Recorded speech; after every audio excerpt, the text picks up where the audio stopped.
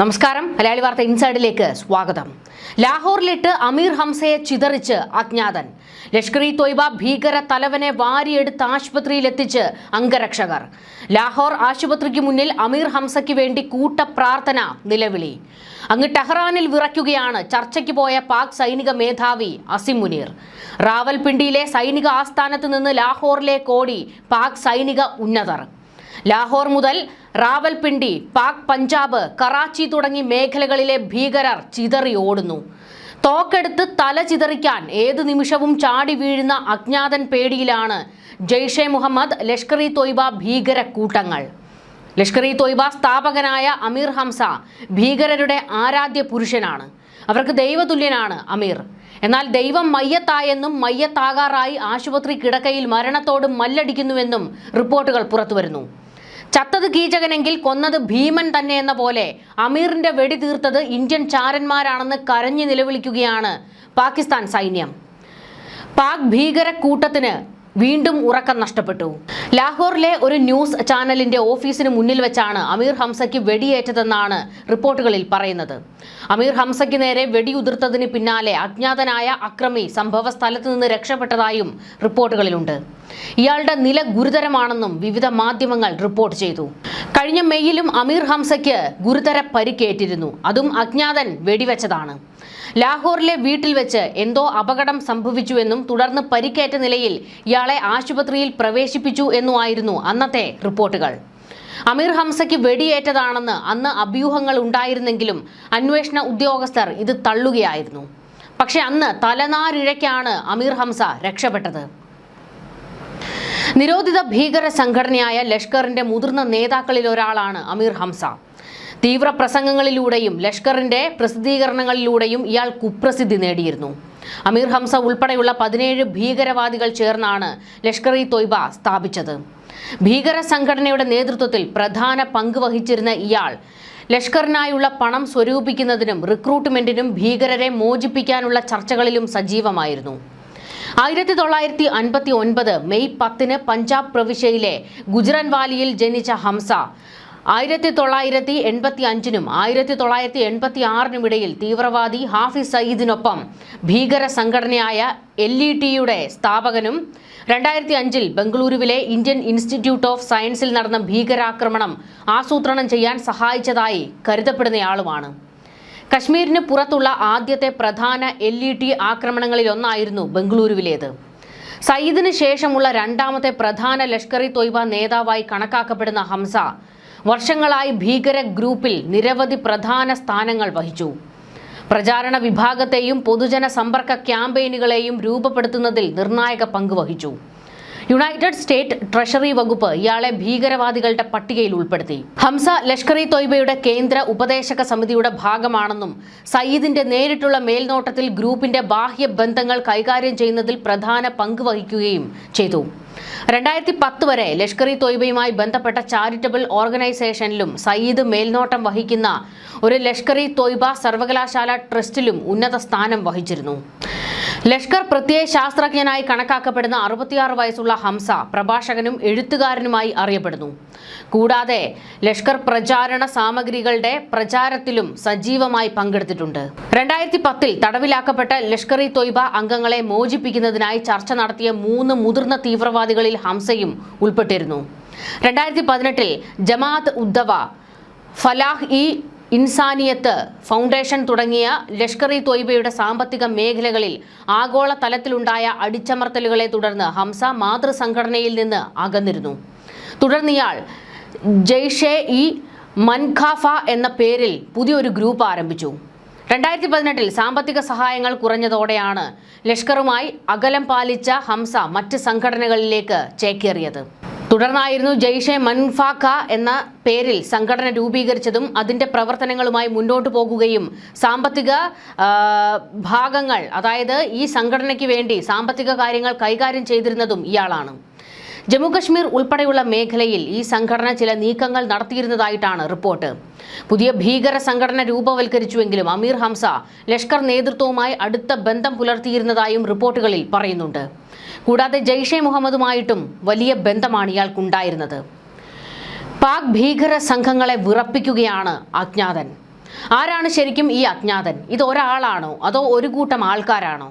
കറുത്ത ജാക്കറ്റ് ധരിച്ച് കണ്ണടയും വെച്ച് ബൈക്കിലാണ് അജ്ഞാതൻ പലപ്പോഴും എത്താറുള്ളത്.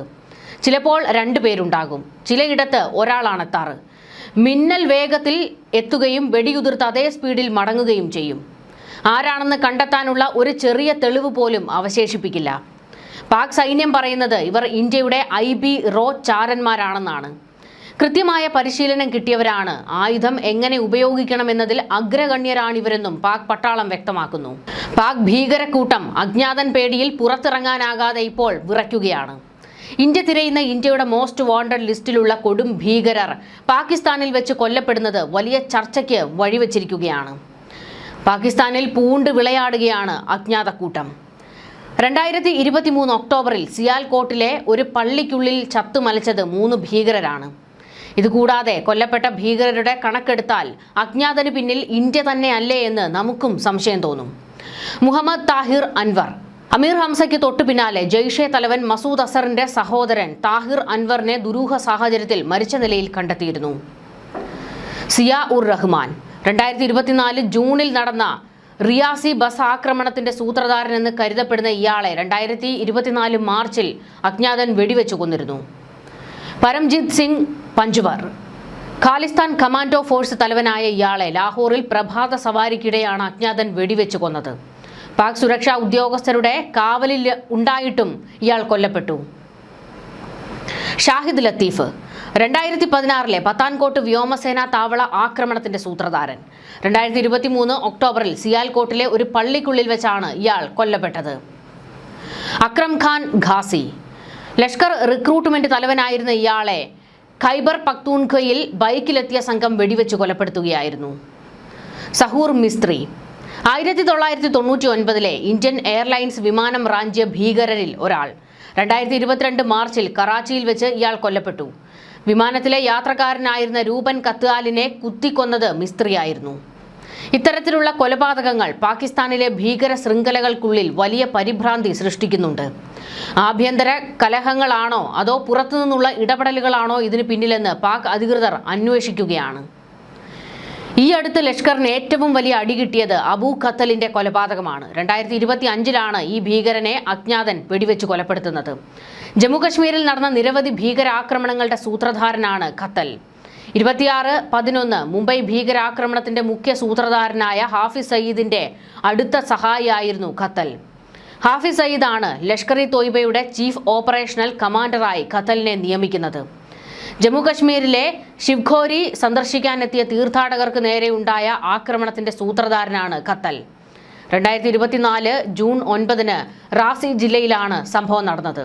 തീർത്ഥാടകരുടെ ബസിന് നേരെ ഭീകര സംഘം വെടിയുതിർക്കുകയും തുടർന്ന് ബസ് മലയിടുക്കിലേക്ക് മറിയുകയും ചെയ്തു. 2 വയസ്സുള്ള ഒരു കുഞ്ഞടക്കം 9 പേരാണ് സംഭവത്തിൽ കൊല്ലപ്പെട്ടത്. 41 പേർക്ക് ഗുരുതരമായി പരിക്കേറ്റിരുന്നു. ആകെ 10 പേർക്കാണ് ഭീകരരുടെ വെടിയേറ്റിരുന്നത്.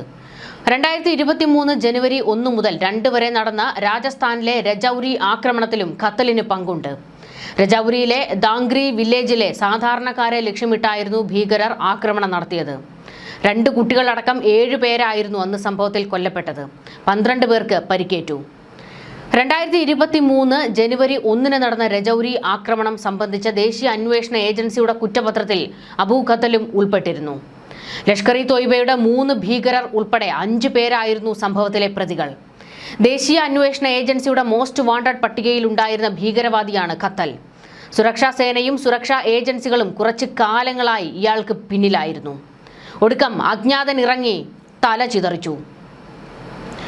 അന്ധമായ ഇന്ത്യ വിരോധവും കശ്മീർ പിടിക്കണമെന്ന വെറിയും കൊണ്ട് നടക്കുന്നവരാണ് ലഷ്കർ ഇ തോയ്ബ, ജയ്ഷെ മുഹമ്മദ് ഭീകര സംഘങ്ങൾ. പൂർണ്ണമായും ഇന്ത്യയുടെ നാശം കാണാൻ കാത്തിരിക്കുന്ന പാക് സൈനിക ഒത്താശയുള്ള ഭീകര ഗ്രൂപ്പുകൾ. അന്താരാഷ്ട്ര തലത്തിൽ സമാധാനത്തിന്റെ മുഖം മൂടി അണിയാൻ ശ്രമിക്കുമ്പോഴും മറുവശത്ത് ഇന്ത്യക്കെതിരെ ഭീകരാക്രമണങ്ങൾക്ക് പാകിസ്ഥാൻ കോപ്പുകൂട്ടുകയാണ്. ഇപ്പോഴും ശ്രമം നടത്തിക്കൊണ്ടിരിക്കുന്നു. 70ഓളം ലോഞ്ച് പാടുകളിലായി 800ഓളം ഭീകരർ ഇന്ത്യയിലേക്ക് കടക്കാൻ തക്കം പാർത്തിരിക്കുകയാണ് എന്ന കേന്ദ്ര രഹസ്യാന്വേഷണ ഏജൻസിയുടെ റിപ്പോർട്ട് പുറത്തു വന്നിട്ടുണ്ട്. ഇതേ തുടർന്ന് അതിർത്തിയിലും നിയന്ത്രണ രേഖയിലും സുരക്ഷാ സേന ജാഗ്രത ശക്തമാക്കിയിരിക്കുകയാണ്. പാക് അധിനിവേശ കശ്മീരിൽ സജ്ജീകരിച്ച 70 ലോഞ്ച് പാടുകളിൽ 15 എണ്ണം ജമ്മുവിലെ അന്താരാഷ്ട്ര അതിർത്തിയോട് ചേർന്നാണ്. ഒരേ സമയം 10 മുതൽ 15 വരെ അംഗങ്ങളുള്ള ചെറു കൂട്ടങ്ങളായി നുഴഞ്ഞു കയറാനാണ് പാക് ഭീകരർ ശ്രമിക്കുന്നത് എന്ന സൂചനയാണ് കിട്ടിയിരിക്കുന്നത്. ഇറാനും അമേരിക്കയും തമ്മിലുള്ള സംഘർഷം ലഘൂകരിക്കാൻ മധ്യസ്ഥനായി ചമഞ്ഞ് പാകിസ്ഥാൻ അന്താരാഷ്ട്ര ശ്രദ്ധ നേടാൻ ശ്രമിക്കുന്നതിനിടെയാണ് ഈ നീക്കമെന്നതും ശ്രദ്ധേയമാണ്. ഒരു വശത്ത് സമാധാന വർത്തമാനങ്ങൾ പറയുമ്പോഴും മറുവശത്ത് പാകിസ്ഥാൻ ചാരസംഘടനയായ ISIയും പാക് സൈന്യവും ചേർന്ന് ഭീകരരെ ഇന്ത്യയിലേക്ക് കയറ്റിവിടാൻ നേരിട്ട് നിർദ്ദേശം നൽകുകയാണ്.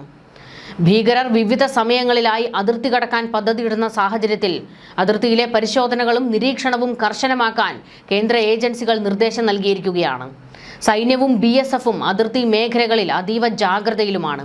ഇതിനിടയിലാണ് ഇപ്പോൾ പാകിസ്ഥാനിൽ ഒരു ഭീകരന് വെടിയേറ്റിരിക്കുന്നത്. അയാൾ കൊല്ലപ്പെട്ടു എന്നും അതീവ ഗുരുതരാവസ്ഥയിലാണ് എന്നുള്ള വിവരങ്ങളും പുറത്തേക്ക് വരുന്നുണ്ട്. അതായത് ഇന്റലിജൻസിന് കശ്മീരിലേക്ക് നുഴഞ്ഞു കയറാൻ ഭീകരർ കാത്തിരിക്കുന്നു എന്ന വിവരം കിട്ടിയതിന് ശേഷം ഇപ്പോൾ നടന്നിരിക്കുന്ന ആക്രമണത്തിൽ പാകിസ്ഥാനെ ഒന്ന് വിറപ്പിക്കുകയാണോ ഇന്ത്യ ലക്ഷ്യം വെച്ചിരിക്കുന്നത് എന്നുള്ളത് സംശയിക്കേണ്ടിയിരിക്കുന്നു. കാരണം പാക് ഭീകരർ കൊല്ലപ്പെടുന്ന സാഹചര്യം ഉണ്ടായിക്കഴിഞ്ഞാൽ പാകിസ്ഥാൻ വിറയ്ക്കും. പാക് ഭീകര കൂട്ടങ്ങൾ ഒന്ന് പതറും. അതോടെ നുഴഞ്ഞുകയറ്റ ശ്രമം പാതി വഴിയിൽ ഉപേക്ഷിച്ച് ഭീകരർ ഓടാനും സാധ്യതയുണ്ട്. എന്തായാലും ഇപ്പോൾ ഇന്ത്യയിലേക്ക് നുഴഞ്ഞുകയറ്റ ശ്രമം നടത്താൻ വലിയ പ്ലാനും പദ്ധതിയുമായി കാത്തിരിക്കുന്ന പാകിസ്ഥാൻ ഭീകരർക്ക് വലിയ അടി കിട്ടിയിരിക്കുകയാണ്. ISIയുടെ ഒത്താശയോടെ മേഖലയിലെ ഏറ്റവും അപകടകാരികളായ 2 തീവ്രവാദ സംഘടനകളായ Lashkar-e-Taiba, Islamic State Khorasan province എന്നിവ ചേർന്ന് ഒരു രഹസ്യ സഖ്യമുണ്ടാക്കിയതായിട്ടും റിപ്പോർട്ടുകൾ പുറത്തുവരുന്നുണ്ട്. ഈ നീക്കം തീവ്രവാദ സംഘടനകളുമായുള്ള പാകിസ്ഥാന്റെ ബന്ധം കൂടുതൽ വ്യക്തമാക്കുന്നതാണ്. കശ്മീരിനു വേണ്ടി പാക് സൈന്യത്തിന്റെ ഒത്താശയോടെ പല സഖ്യങ്ങളാണ് പാകിസ്ഥാനിൽ രൂപപ്പെടുന്നത്. ബലൂചിസ്ഥാനിൽ നടന്ന ഒരു കൂടിക്കാഴ്ചയുടെ ചിത്രം ഈ സംഘടനകൾ തമ്മിലുള്ള ഏകോപനം സ്ഥിരീകരിക്കുന്നതാണ്. ചിത്രത്തിൽ ഇസ്ലാമിക് സ്റ്റേറ്റ് ഖൊറാസാൻ പ്രൊവിൻസിന്റെ ബലൂചിസ്ഥാനിലെ കോർഡിനേറ്ററായ മിർ ഷഫീഖ് മെങ്കൽ, ലഷ്കർ-ഇ-തൊയ്ബയുടെ മുതിർന്ന കമാൻഡറായ റാണ മുഹമ്മദ് അഷ്ഫാഖിന് ഒരു പിസ്റ്റൾ സമ്മാനമായി കൈമാറുന്നത് ദൃശ്യങ്ങളിലുണ്ട്. ഇത് ISIയുടെ രക്ഷകർതൃത്വത്തിൽ നടക്കുന്ന ഒരു കൂട്ടുകെട്ടിന് അടിവരയിടുന്നതാണ്.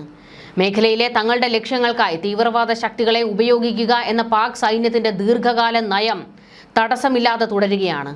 ഈ നയത്തിൽ ISIയുടെ ഹൈബ്രിഡ് യുദ്ധതന്ത്രത്തിന്റെ ഏറ്റവും പുതിയ ഉപകരണമായി ഇസ്ലാമിക് സ്റ്റേറ്റ് മാറിയിരിക്കുന്നു. ലഷ്കർ-ഇ-തൊയ്ബയുടെ ഇപ്പോഴത്തെ നേതാവാണ് റാണ മുഹമ്മദ് അഷ്ഫാഖ്. പാകിസ്ഥാനിലുടനീളം സംഘടനയുടെ വിപുലീകരണത്തിന് നേതൃത്വം നൽകുന്ന ഇയാൾ പുതിയ പരിശീലന കേന്ദ്രങ്ങൾ സ്ഥാപിക്കുകയും മറ്റ് തീവ്രവാദ വിഭാഗങ്ങളുമായി ബന്ധം സ്ഥാപിക്കുകയും ചെയ്യുന്നതിൽ പ്രധാന പങ്ക് വഹിക്കുന്നുണ്ട്. ഇവരെ എല്ലാവരെയും കൂട്ടിയിണക്കിക്കൊണ്ട് കശ്മീരിന് വേണ്ടി രംഗത്തേക്കിറക്കാനാണ് പാകിസ്ഥാൻ സൈന്യവും ISIയും ലക്ഷ്യം വയ്ക്കുന്നത്.